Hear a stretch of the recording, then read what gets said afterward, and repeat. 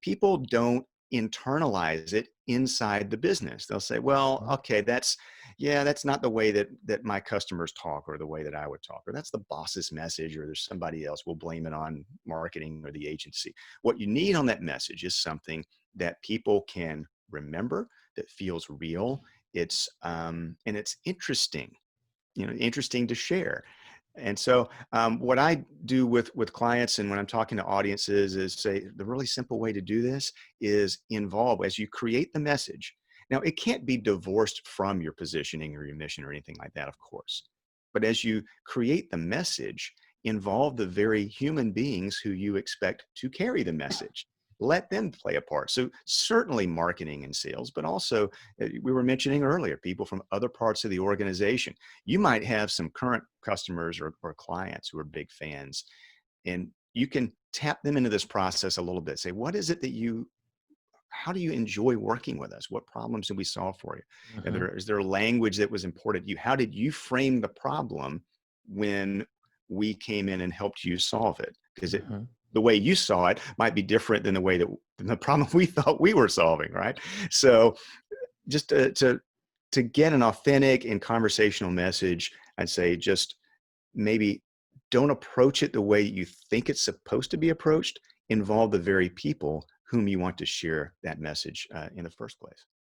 So when it comes to people in their activity, their behavior as messengers, so they can be a seller, it can be a partner seller, it can be whomever, a friend, an influencer, someone that they might not be out selling for you directly, but you sure hope you could get a testimonial or a referral or some good buzz about you. People will be good messengers to the extent that they can have knowledge, skill, and confidence. So, knowledge, and oftentimes you might take this for granted. For example, I'm talking to some friends that do some sales consulting, and this is consistent with what I find. If you have a big portfolio, there's a good chance that most of your people don't know all the things that you sell. It may Mhm. seem like kind of a basic deal. Um, but I remember speaking one time with a friend who had just gotten elevated to running a small fast casual restaurant chain.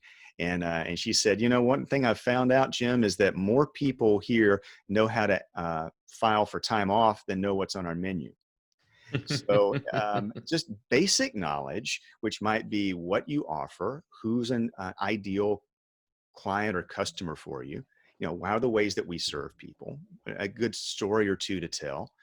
That might be the base knowledge that everybody should have. And then there's skill, which comes from coaching, practice, and confidence that comes from management saying, it's okay to try this out. This is what you're going to socialize the wins. It's okay to stub your toe just a little bit. We're all doing this together, but we are all doing this. And so we try to break that down in the coaching pieces into a few fundamentals. So it's not, for example, being a nag about activity level. So just say at the sales team level, it's not just how many calls you make, right? I mean, Mhm. you can over communicate, by the way. There's a maxim. You can never over communicate. Customers can't hear from you often enough. Sure, they can. You can say the wrong thing too many times in the same way to the wrong people. So rather than approach it of we just want everyone to work harder or do certain activities more, it's breaking it down a little bit. So and helping, if you're a frontline manager, to help your reps to recognize consistently across the team who is a priority prospect, who represents at different stages of evaluation in the buying process. What are the specific kinds of conversations that we need to have? Which tools do we need? And so using time either one-to-one or you're having team meetings, and you build in some of those coaching pieces and you share the successes and you role play sometimes and bring everyone's game up.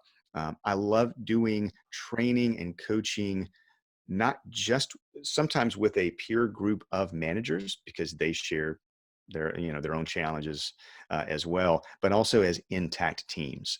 And so that winds up building a lot more street cred, a lot more momentum, and a lot more consistency too. So approaching it from the standpoint of what are the specific parts of the how, not the what, but the how, Greg. How do I set the right sorts of meetings? How do I ask for a referral? How do I do this? Everybody gets better at the same time.